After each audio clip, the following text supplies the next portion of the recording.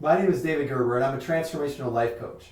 And I work with individuals and teams and organizations to get the maximum performance out of their life, their teams, and their organizations.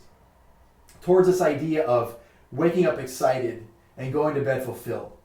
Because there's this difference between waking up and just going through the motions all day, and waking up with a clear vision and living with passion, intention, and focus. And so a lot of times as I'm talking about what it is that I do, people really want to understand and get what it is that a life coach does, and what does a transformational coach do for my life or for my team or for my organization.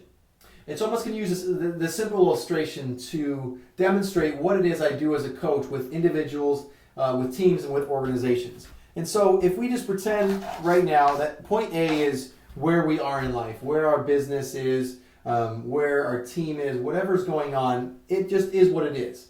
And then there's this place in life where we long to go, that we're headed towards. It's our vision, it's the future, it's our dreams, it's our goals, whatever that is. And then there's this gap in between. And essentially life is lived in this gap between where we are and where we long to go. And there's some things in this gap that we understand, that we get, that's known. So if I want to become a doctor or a scientist, I know I need to get certain degrees. If I want to become a great business owner with an impactful business, I know there's things I have to do in terms of getting investor money and being a great leader. If I want to become a professional athlete or musician, I know I have to work really hard to get there.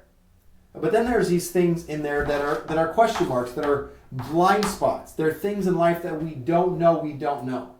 We keep waking up each day going after it, but we keep hitting these roadblocks, these obstacles. We just can't figure out why we're not quite achieving what it is we hope to achieve with our life and the future we long for. And then beyond that, there's certain things in that gap as we're living life that we want to talk about, that we want to work through and figure out and push through and sacrifice for. But then there's things in there that we notice, but we don't always want to talk about. And maybe we don't even want to notice those things in our lives.